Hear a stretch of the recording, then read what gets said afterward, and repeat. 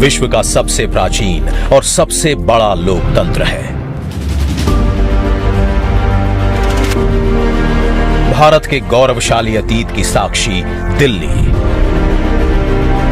महाभारत काल से लेकर आज तक हमारी सभ्यता, सत्ता एवं ताकत का केंद्र रही है। ब्रिटिश काल में वर्ष 1911 में देश की राजधानी कलकत्ता से दिल्ली स्थानांतरित की गई और वायसरॉय और अन्य प्रशासनिक भवनों के निर्माण के लिए रायसीना हिल को चुना गया, जो यमुना के बाढ़ क्षेत्र से काफी ऊंचाई पर था। राष्ट्रपति भवन, संसद भवन तथा नॉर्थ एवं साउथ ब्लॉक जो वर्ष 1931 में बनकर तैयार हुए और भारत में शासन का केंद्र बन गए। ब्रिटिश काल में निर्मित इन भवनों में आजादी के लंबे समय बाद आज भी सरकार के महत्वपूर्ण कार्यालय कार्यरत हैं। लेकिन बदलते भारत में अमृत काल के दौर में माननीय प्रधानमंत्री जी ने दिल्ली के सांस्कृतिक एवं ऐतिहासिक नवनिर्माण का बीड़ा उठाया और सेंट्रल विस्टा परियोजना की शुरुआत हुई, जिसके तहत कर्तव्य पथ नवनिर्माण द्वारा 100 एकड़ हरित क्षेत्र जनता को समर्पित किया गया। साथ ही देश को आधुनिक संसद भवन की सौगात दी गई, जहां से भारत का भविष्य गढ़ा जा रहा है। इसी कड़ी में नए एकीकृत केंद्रीय सचिवालय भवनों का निर्माण किया जा रहा है, जिनमें से कर्तव्य भवन 3 को आज देश को समर्पित किया जा रहा है। ये भवन समय की मांग भी थी और आने वाली पीढ़ियों के लिए एक संदेश भी। भारत सरकार के विभिन्न मंत्रालय अलग अलग स्थानों पर बिखरे थे, जहां आपसी समन्वय द्वारा काम करना दिन प्रतिदिन मुश्किल हो रहा था। इन मंत्रालयों की इमारतें काफी पुरानी होने की वजह से इनमें उचित कार्य वातावरण नहीं मिल पा रहा था। साथ ही पर्याप्त कार्यस्थान, प्राकृतिक रोशनी, पार्किंग जैसी बुनियादी सुविधाओं के अभाव के साथ साथ इनके रख रखाव पर होने वाला खर्च बहुत अधिक था। ऐसे में माननीय प्रधानमंत्री जी के इस निर्णय से 60,000 से अधिक कर्मचारी कर्तव्य पथ पर बन रही कर्तव्य भवन की विभिन्न इमारतों से अपने कर्तव्यों का निर्वहन करेंगे।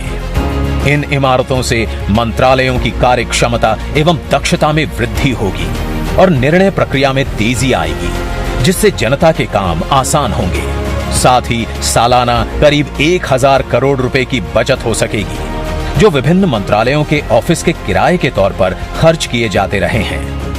ये इमारतें वर्षा जल संग्रहण, सौर ऊर्जा एवं ई ऑफिस जैसी आधुनिकतम सुविधाओं से युक्त हैं, जो कर्मचारियों को स्वस्थ, संवेदनशील एवं समर्पित कार्य वातावरण प्रदान करेंगी। साथ ही कर्मचारियों की सुविधा हेतु योग कक्ष, जिम, संगीत कक्ष एवं कैफेटेरिया का भी प्रावधान इन भवनों में किया जा रहा है।